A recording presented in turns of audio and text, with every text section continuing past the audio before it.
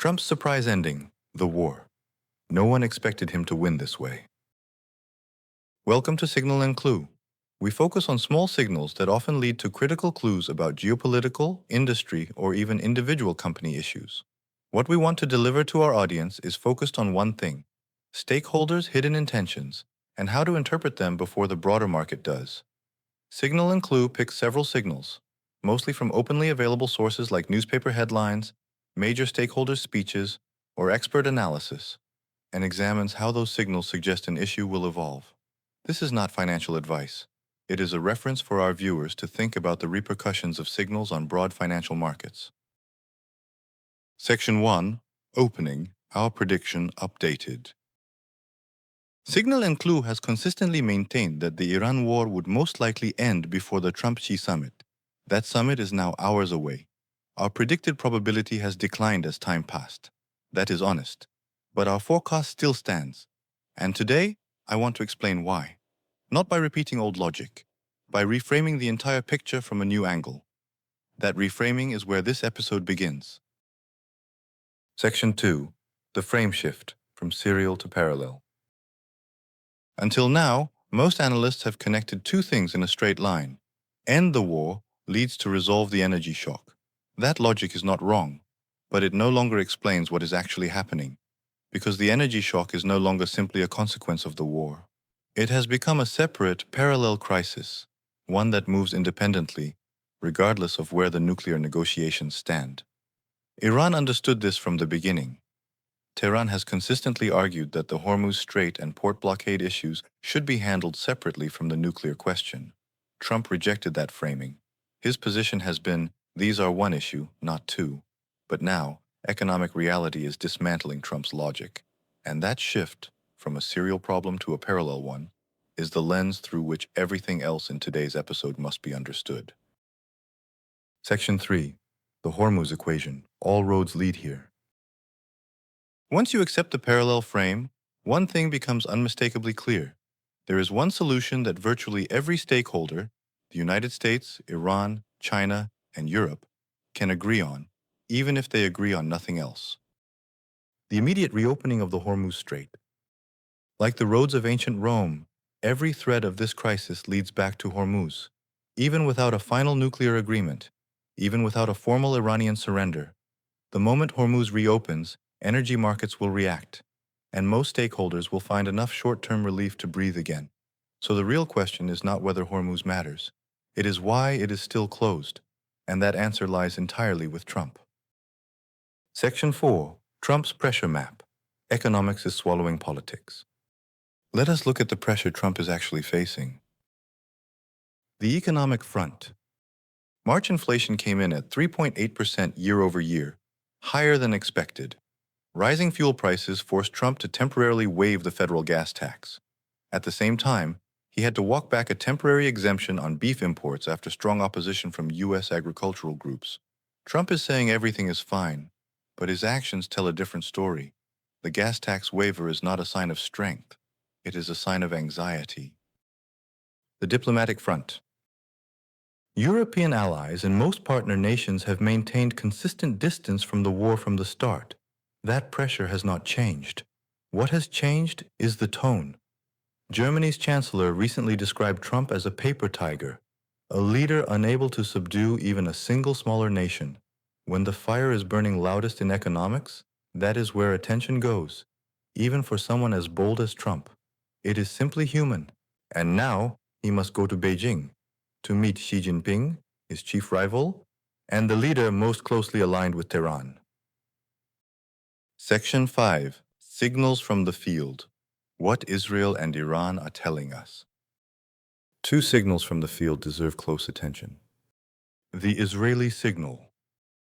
Netanyahu recently stated in a broadcast interview that Iran is no longer the Iran it once was, that its barrier of fear has collapsed. Israel is not fully satisfied, but the message is clear. Iran no longer poses the same existential threat it once did. Why does this matter? Because the original justification for the U.S. strike was Iran's imminent nuclear threat. If Israel, the most directly affected party, is now signaling that the threat has been substantially diminished, Then Trump has political room to move, room he did not have before. The Iranian signal. Iran simultaneously put forward a bold proposal: return control of the Hormuz Strait to Iran and receive compensation for war damages. Trump dismissed it immediately as garbage. But consider this: Iran is the side losing ground as the war drags on. So why is Tehran suddenly becoming more assertive, not less? Signal and Clue's read is that this is a negotiating tactic, an opening bid designed to anchor expectations and create room to maneuver. And the timing, just ahead of the Trump-Xi summit, is almost certainly not a coincidence. Section 6. The Xi factor. What kind of hand does each leader hold? Now we reach the most consequential variable of all. Trump is about to meet Xi Jinping, not in Washington, but in Beijing, while the Iran conflict remains unresolved, and while Xi maintains close ties with Tehran. Xi's position. Xi can take home trade and tariff concessions, but that may be secondary. His real objective is to use this summit to project an image to the world: stability, peace, mutual respect, and shared prosperity. The emerging global leader, by contrast to Trump's chaos. For Xi, the potential gains are substantial. The risks are minimal. He is holding an excellent hand. Trump's position. If Trump returns with only a few trade agreements, he is sharing that win with China. Those concessions benefit Beijing too. There is no exclusive American victory there. If he returns without any resolution on Iran, the paper tiger narrative hardens. It becomes the dominant story. And Xi, meanwhile, exits the summit looking like the adult in the room, the steady, constructive statesman. Trump knows this. It is precisely why his thinking will be most complex right now. Section 7. Today's signal, Trump's surprise. Here is Signal and Clue's prediction. This is personal analysis only. It is not financial advice. Trump is not a man satisfied with incremental outcomes. He is not going to Beijing for a modest trade package that China benefits from equally. His narcissism, and we use that word analytically, not pejoratively, demands something that is visibly, undeniably, his alone. Signal and Clue anticipates that Trump will make a surprise declaration, either just before or during the summit, announcing the end of the Iran war and the immediate reopening of the Hormuz Strait. The detailed negotiations continue. The nuclear framework takes more time, but Hormuz opens now. That is the declaration. The strategic logic. Xi arrives in Beijing prepared to look like the world's new stabilizing force. Trump pulls the rug out. He ends a war, in front of Xi, in front of the world, and walks away as the man who actually delivered. Not a paper tiger, the dealmaker. Why we believe this? First, the political cost of returning empty-handed is now too high. Second, Israel's signal has opened the diplomatic space Trump needs. Third, Iran's bold proposal, however unacceptable on its face, reveals a willingness to negotiate. Fourth, Trump will not allow Xi to own the narrative of this summit.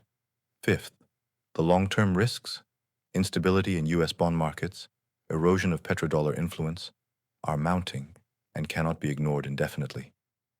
We may be wrong. We could easily be wrong. But that is precisely why Signal and Clue exists, to track predictions against outcomes and to account for both. Watch the markets. Energy, shipping, and defense sectors will be the first to react. The scale and credibility of any announcement will determine the magnitude of the move. In the next episode, we will return with a Signal scorecard, measuring today's prediction against what actually happened and drawing out the lessons either way.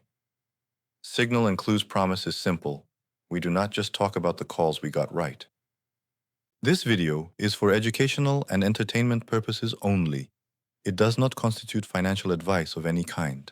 Always conduct your own research before making any investment decision. Thank you for watching Signal and Clue. See you in next episode.